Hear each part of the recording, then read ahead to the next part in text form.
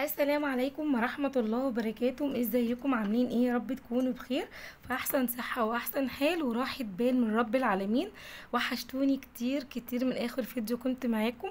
فيديو النهاردة باذن الله يعجبكم، ولو عجبكم ما تنسونيش في دعوة حلوة ولايك كده. ولو لسه مشتركتيش في القناة انزلي كده على كلمة اشتراك باللون الاحمر، دوسي عليها ودوسي على علامة الكل عشان يوصلك كل جديد انا بنزله. فيديو النهارده يا بنات هنتكلم على 10 افكار لللانش بوكس، بمناسبه بقى ان احنا داخلين على المدارس. كل سنه وانتم طيبين، ربي كده يجعلها سنه سعيده على اولادنا يا رب، اللهم امين. جبت لكم كده 10 افكار لللانش بوكس وهتكون اقتصادي. تعالوا نشوف يا بنات اول فكره معانا هتكون ايه. اول فكره معانا يا بنات هتكون سندوتش بطاطس بالبيض. سندوتش بطاطس بالبيض. بطاطس مهروسه كده وبيض مسلوق ومتقطعه على البطاطس، بتبقى سندوتش جميل جدا ومغذي، وطبعا البيض كله بروتين والبطاطس نشويات، يعني طبعا السندوتش مغذي جدا. تمام. وهنعمل بقى ايه اي كده سندوتش حلو كده معاه. هنعمل سندوتش مربى، ولو ولادك بيحبوا مربى التين طبعا هيكون احسن من مربى نعملها في البيت. التين دلوقتي يا بنات موجود. فلو عملنا المربى في البيت طبعا يعني يكون احسن طبعا. تمام. ويفضل ان هي تكون مربى التين لو ولادنا بيحبوها، لان التين طبعا فيه فيتامينات كالسيوم. تمام. هنيجي بقى يا بنات، لو عندنا فاكهه. لو عندنا فاكهه، بصوا انا مش بحكمكم يعني بحاجه، هو اللانش بوكس اقتصادي بس لو موجود، يعني لو موجود الفاكهه متواجده عندك ومتوفره، فممكن مثلا تحطي له موزايه،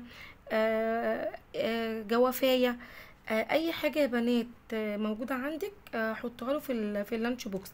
مش موجود خلاص نعمه ورضا والحمد لله، السندوتشين تمام قوي. سندوتش البطاطس بالبيض وسندوتش المربى. وطبعا قلنا يعني اول حاجه نعملها المربى نعملها في البيت يا بنات. هنيجي بقى يا بنات هنجيب بقى من بتاع الجمله كرتونه بسكوت. مش هندي بقى مصروف، مش هندي مصروف طول الاسبوع، بس هيكون في يوم او يومين فري كده في الاسبوع. تمام. هنجيب كرتونة بسكوت وكرتونة كيك من عند بتاع الجملة. والله انت شطورة بقى كده وليكي في المعجنات والمخبوزات والحاجات دي، هتعملي البسكوت كده في البيت، ويا سلام بقى لو عملتيه بالتمر. انت كده طبعا بتديهم يعني قيمة غذائية طبعا ليهم اكتر يعني. تمام. وطبعا يبقى معمول في البيت طبعا حاجة تبقى انضف. ماشي يا بنات، هو يفضل لو بالتمر، لو بسكويت هتعمليه في البيت يبقى بالتمر، هتشتريه برضو يفضل برضو لو بالتمر يبقى احسن برضو. تمام.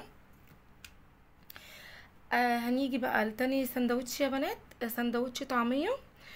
طبعا بقى نبقى عاملين بقى عجينة طعمية كده في البيت، وتقومي بدري كده قبل الولاد تقلي كده الطعمية وتعملوا سندوتش. بصوا يا بنات قبل ما اتكلم بس في السندوتش التاني ده معلش، او الفكرة التانية، عايزه اقول لكم ان احنا الافكار بتاعتنا يا بنات مش هتبقى معتمده على الفينو. يعني احنا مش هنعتمد على الافكار بتاعتنا بتاعت اللانش بوكس الاقتصادي في الفينو، اولا لان الفينو غالي، وتاني حاجه ان هو برضو مش صحي قوي زي برضو العيش البلدي بتاعنا. تمام. فانت يا ريت لو تستبدلي العيش الفينو بالعيش البلدي هيكون احسن طبعا بكتير جدا.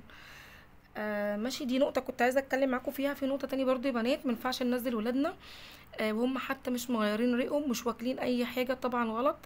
لو كوباية حليب، كوباية عصير، لو هم يعني مش هيبقى ليهم نفس يعني للاكل ولادك، هيبقى كوباية حليب او كوباية عصير. لو ولادك يعني من النوع مثلا ان هم ممكن يقوموا من النوم، او ممكن سندوتش كده يا بنات على السريع كده تعمله لهم قبل ما ينزلوا.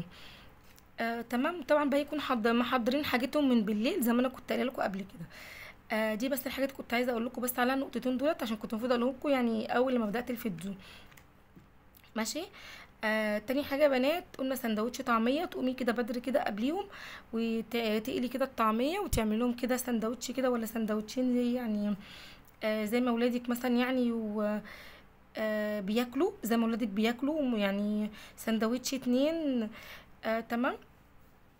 هنعمل سندوتش، نحط بقى حاجه بقى سندوتش يعني حلو معاه عشان نعدل طبعا الموالح والسكريات.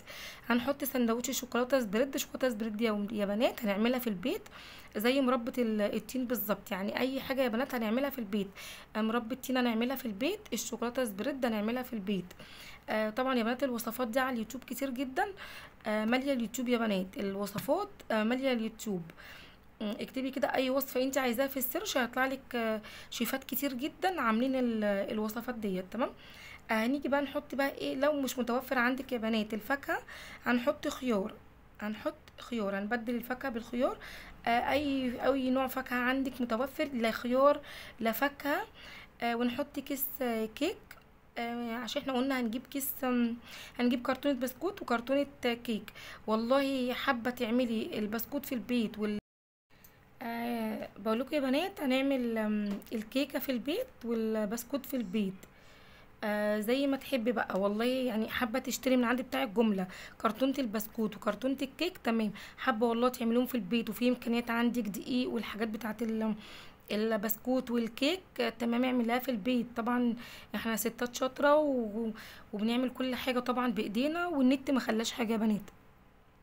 تمام. كنت عايزه بس اتكلم في نقطه بس على السندوتش البطاطس بالبيض عشان محدش يجي يقول لي ازاي اقتصادي والبطاطس غاليه والبيضه ب5 جنيه ولا ب6 جنيه. انا عايزه اقول لك ان انت لو خدتي بطاطسيه واحده ويعني سلقتيها وعملتي بيضايه وسلقتيها وقطعتيهم كده، على قطعتي البيض على البطاطس ما شاء الله تعمل لك كميه حلوه. يعني ممكن بدل السندوتش يعمل لك 2 و3، يعني لو عندك طفل ولا 2 ولا 3 اللهم بارك يا رب. البطاطس بالبيض دي مغذية جدا وفي نفس الوقت هتقضي يعني السندوتشات. ماشي يا بنات. كده اتكلمت على اول نقطة وتاني اول فكرة وتاني فكرة. تعالوا نتكلم بقى يا بنات عن تالت فكرة، سندوتشات الجبنة القريش. ممكن بقى لو عندك زيت زيتون. زيت زيتون بقى يا بنات كده وعليه قطع فلفل الوان، فلفل اخضر. اي حاجه يا بنات كده. جبنه القريش بصراحه يعني خيار كده متقطع حتت صغننه.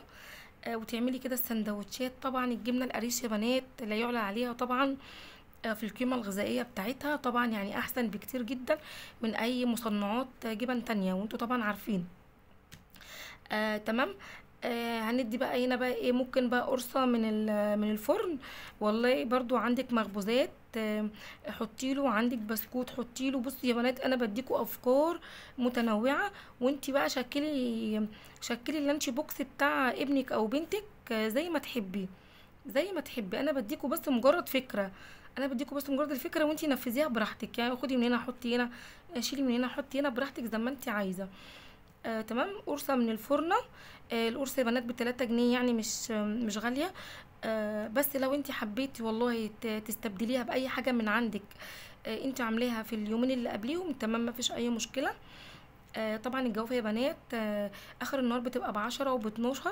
لو نزلتي حتى جبتي كيلو وعملتيها كده للعصير ما شاء الله الكيلو هيعمل معاكي ازازة ولا 2 كده حلوين. هنعمل طبعا عصير طبيعي، مش هنعمل عصير طبعا هو المعلب لانه طبعا ماهوش صحي. العصير المعلبه ده غير طبعا ما هي غاليه، يعني هي غاليه وتاني حاجه كمان ان هي مش صحيه. تمام. برضو كيس بسكوت او بسكوت من اللي عندك اللي انت عاملاه. تعالوا بقى نتكلم على رابع فكرة لانش بوكس. هنعمل سندوتش البيض الاومليت. البيض الاومليت طبعا يا بنات من الحاجات اللي من البيض اللي بيرمي معاكي جدا، يعني لما تيجي بيها كده وتضربيها كده بالشوكة كده ولا بالمضرب كده في قلب الطبق كده بالشوكه، وتنزليه كده على حته سمنه في الطاسه. ما شاء الله بيعمل معاكي يعني كميه عما انت ايه بترميها كده على طول في الطاسه وبتقليها. يعني اللهم بارك يعني كميتها بتزيد، يعني ممكن البضايه الواحده تعمل لك سندوتشين.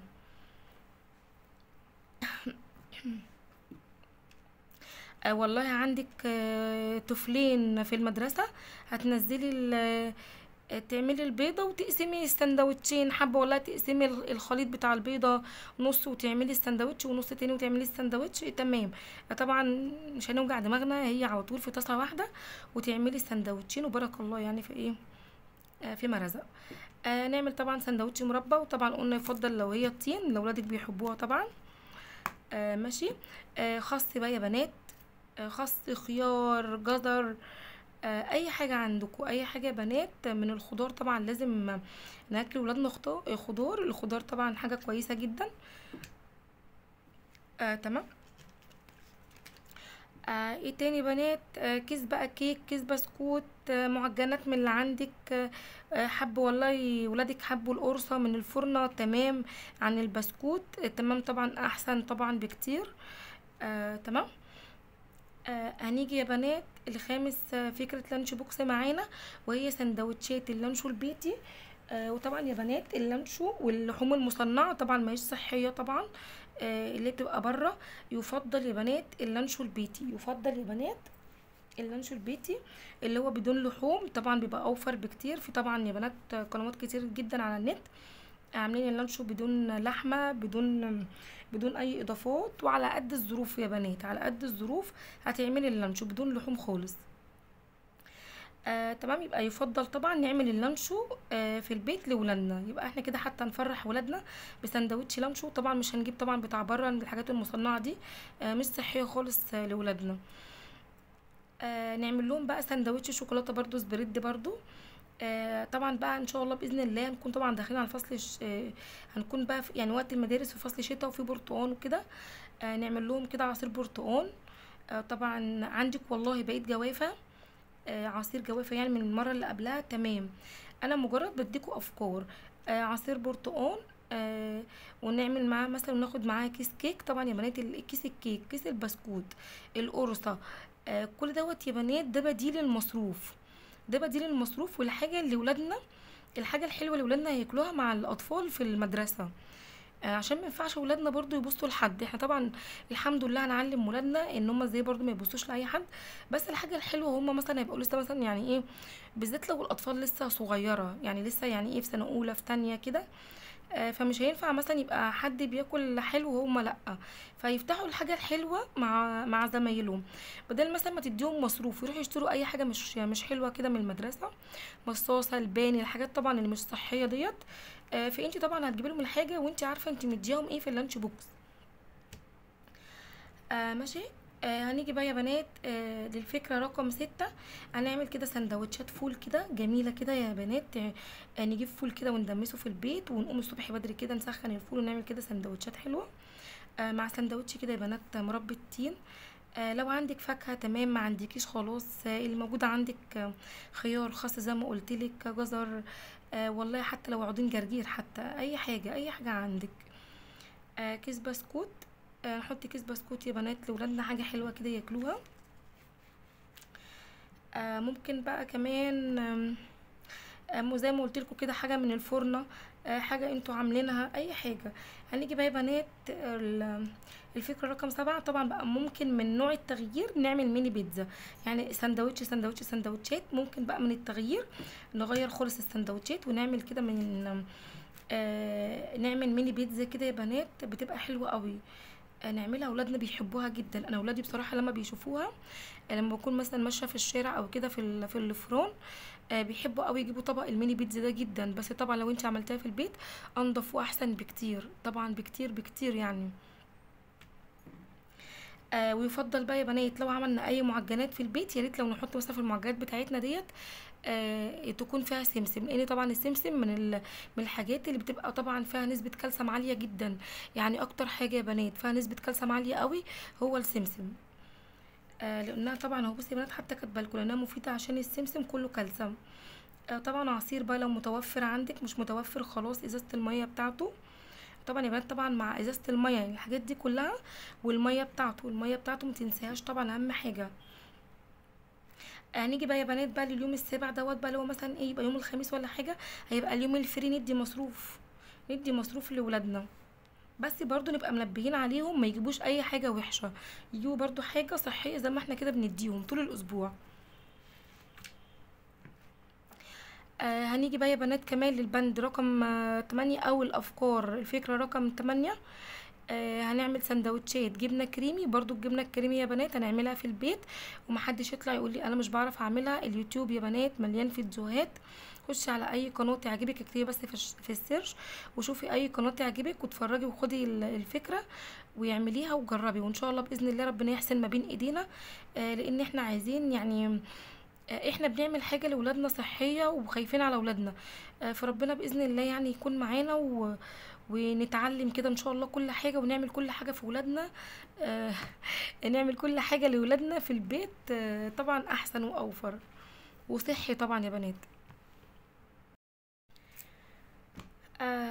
تمام يا بنات، يبقى كده هنعمل سندوتش الجبنة الكريمي اللي احنا عاملينها في البيت. ممكن تعمليها بالجبنة القريش، بيعملوا الجبنة الكريمي دي يا بنات بالجبنة القريش برضو بتبقى تحفة. جميلة جدا. شوفي بيعملوها باللبن وبيحطوا عليها كده حاجات. شوفي بيعملوها ازاي واعمليها. هنيجي يا بنات للحاجة بقى الحلوة. هنعمل مولتو شوكولاتة بيتي، برضو هنعمل مولتو شوكولاتة بيتي. احسن طبعا وانضف واوفر بكتير طبعا الحاجه اللي هنعملها في البيت. والحاجه اللي هتعمليها يعني نص كيلو دي هيرمي معاكي كميه، هتحطي في الفريزر وتطلعي قبلها مثلا بساعه ولا حاجه، تفك الحاجه وتبقى زي الفل وجميله جدا. اي مخبوزات عامه يا بنات. هنيجي بقى يا بنات للبند او الفكره رقم 9. هنعمل سندوتش بطاطس صوابع. ممكن يا بنات في الفرن، مش لازم متحمره عشان الزيت والكلام ده كله. اولا زيت غالي وطبعا مش صحي الزيت. هندخلها الفرن كده يا بنات. سندوتش اللي هي البطاطس الصوابع ديت نعملها في الفرن. سندوتش حلاوه. طبعا الحلاوه يا بنات لها طرق كتير برضو على اليوتيوب. نعمل سندوتش حلاوه. اي نوع خضره بقى يا بنات، زي ما قلت لكم جرجير، خس، اي حاجه يا بنات، خيار، جزر، اي حاجه. كيس كيك او قطعه كيكه من اللي انت عاملاها في البيت. هنيجي برضو يا بنات الفكره رقم 10. هنعمل سندوتشات جبنه بالأطعمة. طبعا دلوقتي يا بنات في جبنه طبعا بالأطعمة كتير جدا، بالشيدر، بالرومي، بالبسطرمة، بالفيتا. بصوا في جبنه كتير جدا وشركات كتير بدون ذكر اسماء. لو انت يعني مالكيش في مصنعات الجبن في البيت او الحاجات ديت، زي ما قلت لكم هنا في شركات كتير وكويسه جدا عامله الجبنه بالاطعمه. تمام يا بنات. هاتي واعملي السندوتش او السندوتشين اللي انت بتعمليهم. وهنعمل سندوتش مربى. وهندي مصروف يبقى يومين او يوم بالكتير، او على حسب ظروفك وعلى حسب امكانياتك هتدي المصروف يوم او يومين براحتك انت بقى. بصي يا بنات، انا اديتكم 10 افكار اهوت للانش بوكس اقتصادي. انا قلتلكوا 10 افكار، انت براحتك بقى خدي الفكره اللي تعجبك ونفذيها، واللي ما تعجبكيش برضو براحتك عادي، ممكن تنفع غيرك. يعني انا ممكن انا تنفعني فكره ما تنفعش غيري، اللي ينفع غيري ما ينفعنيش. فانت خدي الفكره اللي تعجبك ومشي عليها، طبقي عليها اللانش بوكس بتاع ولادك وبراحتك برضو. انا حاولت على قد ما اقدر يا بنات والله العظيم اجيب لكم العشر افكار اللي هو يعني يكون اقتصادي على قد ما اقدر. طبعا في ظل الغلاء اللي احنا فيه ديت، فربنا يا رب يعيننا يا رب جميعا. يا رب تكونوا استفدت من الفيديو. ما تنسونوش بقى لو عجبكم الفيديو دعوه حلوه كده منكم، وتقولي لي ايه رايكم في الفيديو. تكتبوا لي كده رايكم في الكومنتات، ما تنسوش. الافكار عجبتكم ولا لا؟ ولو في اي فكره مع اي حد يا ريت يعني يزودها في التعليقات تخلي الكل طبعا يستفاد. الخير يعم كده على الكل والكل استفاد يا بنات. لان التعليقات طبعا الكل بيشوفها. فلو في حد عنده اي فكره كده لانش بوكس اقتصادي يا ريت يكتبها لنا في التعليقات، وجزاكم الله خير. دي كده يا رب، ده كان الفيديو بتاعنا النهارده، واقول لكم السلام عليكم ورحمه الله وبركاته.